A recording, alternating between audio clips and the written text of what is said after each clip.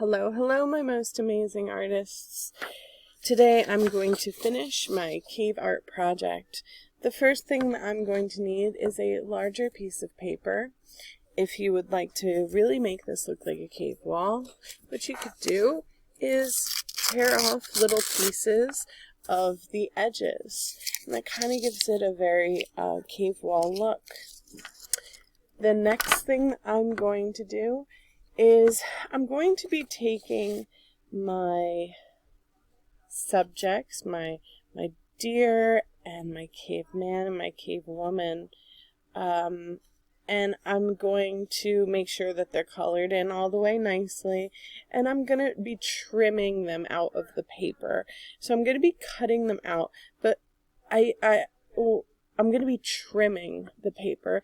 So let me show you what this means. This means that I am not going to be cutting on the line, okay? I'm going to be cutting outside the line. And something that is helpful if you're not sure of how to do this is to take a pencil and kind of bubble around your drawing, okay? So we're leaving a white space around the drawing. And we're going to cut on that line, okay? Some students might not need to draw that line. Some students might. That's up to you. Remember to go slowly when you're cutting.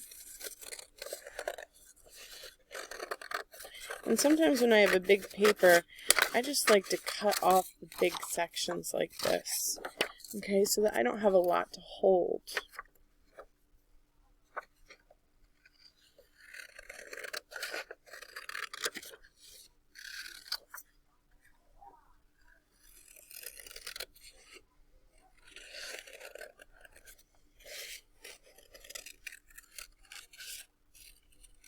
Now remember, I can do this pretty fast because I've had a lot of practice, but you should take your time and go slow. When you're finished trimming out all of your caveman or early man drawings, you're going to want to arrange them on your paper to make sure that they fit before you glue them down. You want to make sure that your subjects, like your drawings, mostly fit on your background paper. Another thing to note is that if you do not have a brown paper, you can certainly find a white piece of paper and use the side of a brown crayon to color it in, or you could even use a light colored brown paint to paint a brown paper. Okay, I'll be right back and show you an example of this.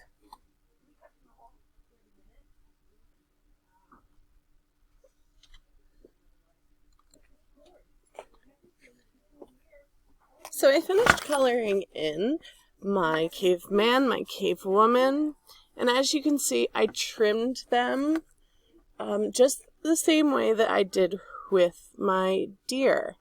And sometimes after I'm finished trimming, I go back and I really look carefully at my work, and I notice that maybe I can trim some more. Things like here and get a little bit closer sometimes. It just gives me more space on my brown background. Here's another example. If you notice when I colored in my cavemen, I added a little texture to their clothes because the early man actually used animal fur and skin for their clothes. They used every part of the body when they were hunting animals.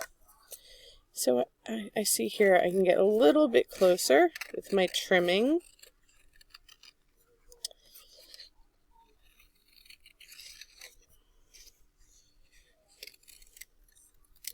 And there we go.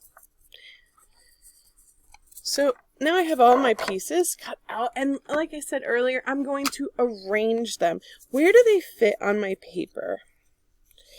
Can I put my deer over here? Yes, I can. Can I put it in the center? Do I like it this way? Do I like it this way. The people don't have to be standing straight up and down. The animals don't have to be perfectly straight up and down. Okay, they shouldn't be upside down, but they don't have to be perfectly straight, right? But when you are happy with your arrangement, where your objects are, you're going to want to glue them down, and you have to have them mostly on the paper. If they're a tiny bit off like that, that's okay, but mostly on the paper. When you glue, make sure you hold down your drawings for at least 15 seconds so that they really stick down. Okay. We're going to pretend that I have finished gluing now.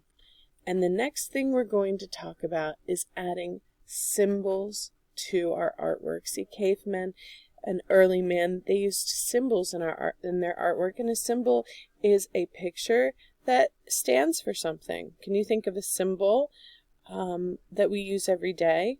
I can. The symbol of a heart. A heart, what does it stand for? It stands for love. It means love. And I'm going to show you a couple of caveman symbols, and if you look in the Google Classroom, there might be more posted for you there. Okay, so one of the first is arcs or curved lines.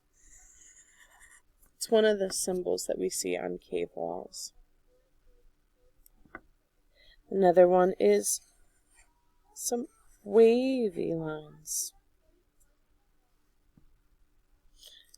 I think I can fit one here.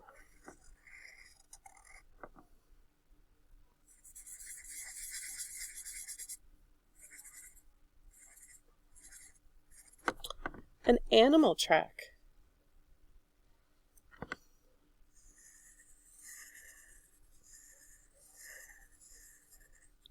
A spiral line.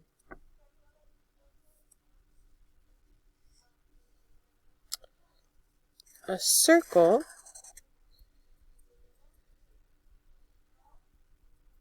with dots around it.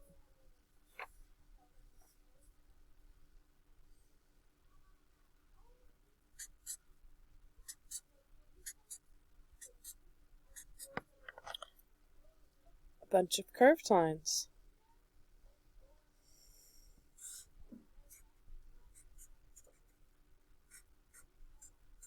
An arrow.